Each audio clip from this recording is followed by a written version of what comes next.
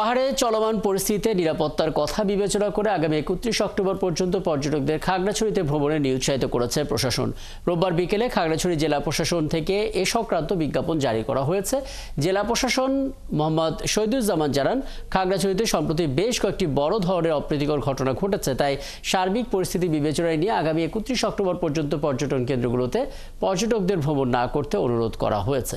এর আগে চলতি মাসে ২রা অক্টোবর থেকে ৪ঠা অক্টোবর পর্যন্ত ৩ দিনের জন্য পর্যটকদের খাগড়াছড়ি ভ্রমণে নিরুৎসাহিত করা হয়েছিল। খাগড়াছড়ি থেকে এ নিয়ে আরো বিস্তারিত জানাতে যুক্ত হচ্ছেন সহকর্মী রূপায়ণ তালুকদার।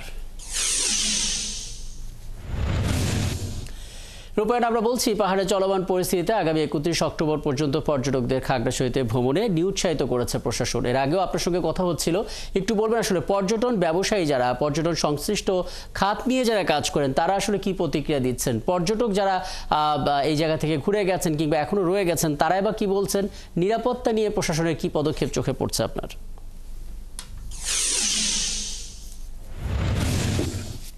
হ্যাঁ রাকিব, আপনি যেমনটি বলছিলেন বিগত কয়েকটি সহিংসতার ঘটনার পরিপ্রেক্ষিতে গত ২ থেকে ৪ অক্টোবর পর্যন্ত খাগড়াছড়িতে পর্যটকদের ভ্রমণে নিরুৎসাহিত করেছেন জেলা প্রশাসন। এবং গতকাল খাগড়াছড়ি জেলা প্রশাসন থেকে জানানো হয় আগামী ৮ থেকে ৩১ অক্টোবর পর্যন্ত খাগড়াছড়িতে যেন পর্যটকরা ঘুরতে না আসেন বা তাদেরকে আসার জন্য নিরুৎসাহিত করা হয়েছে। তো এর পরিপ্রেক্ষিতে আমি এখানকার খাগড়াছড়িতে যারা পর্যটক সংশ্লিষ্ট পরিবহন এবং দোকান হোটেল তাদের সাথে আমি দু একজনের সাথে কথা বলেছি। তারা যে বিষয়টি আমাকে বলেছেন সেটি হচ্ছে এই হঠাৎ করে এই সময়ের মধ্যে যে আগামী যে শারদীয় দুর্গোৎসব, সনাতন ধর্মাবলম্বী একটা বড় ধর্মীয় উৎসব, এখানে পাহাড়ে দেখার অনেক কিছু আছে এবং অনেকগুলো বড় বড় মণ্ডপে পূজা হয়, যে পূজাগুলো হয়তো অনেকগুলো দেখার মতো। হয়তো পাহাড়ে অনেকে পূজা মণ্ডপ, সনাতন ধর্মাবলম্বী যারা আছেন তারা অনেকে পাহাড়ে পূজা মণ্ডপ দেখতে আসেন বা করতে আসেন। তো এই ক্ষেত্রে এই যে প্রশাসন থেকে একটা হঠাৎ করে যে নিরুৎসাহিত করা হয়েছে এটা নিয়ে পর্যটন সংশ্লিষ্টরা বলেছেন এতে তারা বিশাল একটা ক্ষতির সম্মুখীন হবেন।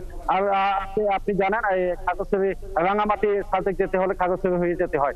তো যে কারণে তারা সাজেকে ঘুরতে আসেন বা তাদের অবশ্যই খাগড়াছড়িতে অন্তত খাগড়াছড়ি যে আলো ছিল পর্যটন রিসাংজনা বা হর্টিকালচার পার্ক এগুলো অন্তত তারা একবার হলে ঘুরে যান।